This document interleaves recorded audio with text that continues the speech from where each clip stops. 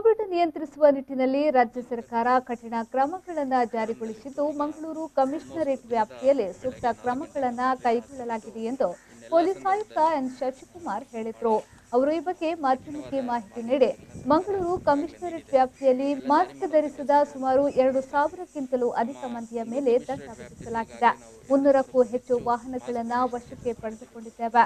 Curfew ವೇಳೆ restaurant, cafe ಇತ್ಯಾದಿ open ಆಗಿದ್ರೆ ಸಾರ್ವಜನಿಕರು ಕೂಡ ಮಾಹಿತಿಯನ್ನ ನೀಡುತ್ತಿದ್ದಾರೆ ಎಂದು ಹೇಳಿದರು. ವೀಕೆಂಡ್ ಕರ್ಫ್ಯೂ ಪ್ರಾರಂಭದಲ್ಲಿತ್ತು. ಈಗ ಆಲ್ಮೋಸ್ಟ್ ದಿನದ ಬೆಳಗ್ಗೆ 4 ಗಂಟೆಗಾಲ 6ರಿಂದ 10 ಬಿಟ್ಟು ಇನ್ನೆಲ್ಲ ಸಂದರ್ಭದಲ್ಲಿ ಭಾಳ ಕಠಿಣವಾದ ಮಾರ್ಗಸೂಚಿಗಳನ್ನ ಸರ್ಕಾರ ಈಗಾಗಲೇ ನೀಡಿದೆ. ಅದನ್ನೆಲ್ಲ ಜಾರಿ ಮಾಡುವಂಥ ಕೆಲಸ ನಿರಂತರವಾಗಿ ನಾವು ಮಾಡ್ತಾಯಿದ್ದೀವಿ. ನಮ್ಮ ಮಂಗಳೂರು ಕಮಿಷನರೇಟ್ ವ್ಯಾಪ್ತಿಯಲ್ಲಿ ಈಗಾಗಲೇ ನಾವು 2,000ಕ್ಕೂ ಹೆಚ್ಚು ಮಾಸ್ಕ್ ವೈಲೇಷನ್ ಕೇಸಸ್ ಮಾಡಿದ್ದೀವಿ. ಸುಮಾರು 150ಕ್ಕೂ ಹೆಚ್ಚು ಎಪಿಡೆಮಿಕ್ ಆ್ಯಕ್ಟ್ ಕೇಸಸ್ ಮಾಡಿದ್ದೀವಿ.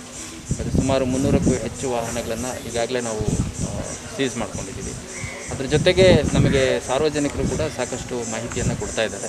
ಅವ್ರ ಮನೆ ಸುತ್ತಮುತ್ತ ಯಾವ್ದಾದ್ರು ಕಮರ್ಷಿಯಲ್ ಎಸ್ಟಾಬ್ಲಿಷ್ಮೆಂಟು, ಹೋಟೆಲ್ಸು ಅಥವಾ ಕೆಫೆಗಳು, ರೆಸ್ಟೋರೆಂಟ್ಸು, ಬಾರ್ಗಳು ಈ ಥರದ್ದೇನಾದರೂ ಓಪನ್ ಆಗಿದ್ದರೆ ಅಂಥದ್ರದ್ದು ಫೋಟೋ ತೆಗೆದು ಅಥವಾ ವೀಡಿಯೋ ಮಾಡಿ ನಮಗೆ ಮಾಹಿತಿಯನ್ನು ಕೊಡ್ತಾ ಇದ್ದಾರೆ.